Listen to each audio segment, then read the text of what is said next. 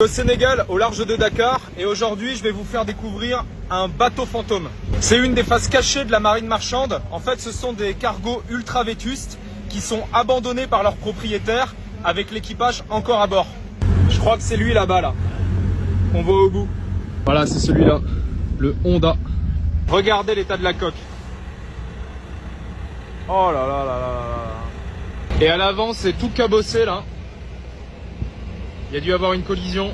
On se demande comment il flotte encore. Hein. Regardez, il y a même des crabes là. Allez, on monte. Là, on arrive sur la passerelle.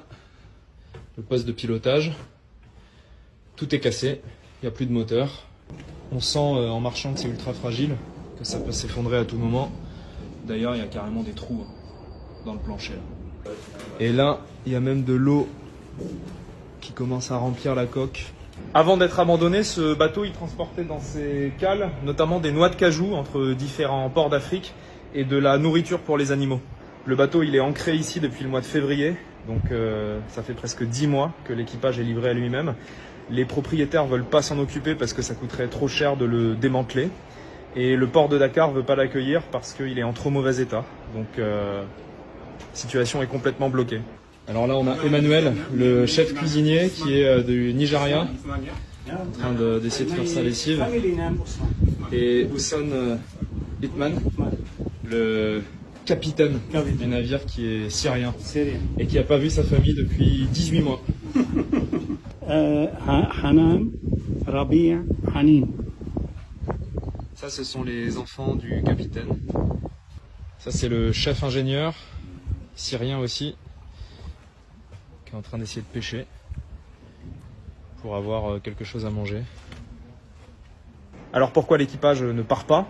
Ben, tout simplement parce que ça fait plus d'1 an qu'ils n'ont pas été payés. Donc s'ils quittent le bateau, ils perdront leur seul moyen de pression pour espérer récupérer leur salaire un jour.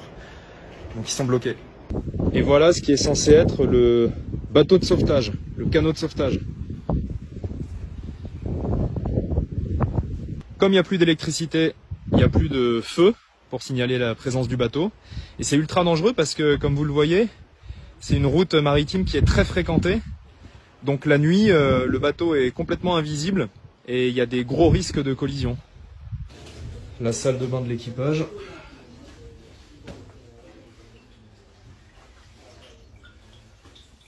Si on peut appeler ça comme ça, quoi. Il n'y a plus d'eau, donc ils se lavent à l'eau de pluie quand ils ont de la chance, et sinon à l'eau de mer.